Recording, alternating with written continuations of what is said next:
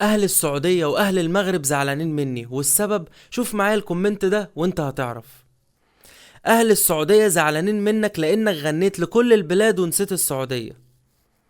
كل اهل المغرب هيلغوا متابعتك لان كتير طلبنا منك تغني لنا وما غنت لناش، وانا ما اقدرش على زعل اهل السعودية ولا زعل اهل المغرب، وعشان كده عملت اغنية وجمعت فيها كل البلاد العربية وهغنيها في الفيديو ده. وانت كل اللي عليك كمل الفيديو ده للاخر، واول ما تسمع اسم بلدك اعمل حركة الاكسبلور، دوس على السهم اللي تحت الكومنتات، هتلاقي في الاختيارات كلمة نسخ الرابط، دوس عليها، وبعد ما تعمل حركة الاكسبلور اكتب في الكومنتات انت من انهي بلد، وانا هشوف كل الكومنتات عشان اعرف من الكومنتات مين اكتر بلد مسيطرة في الوطن العربي.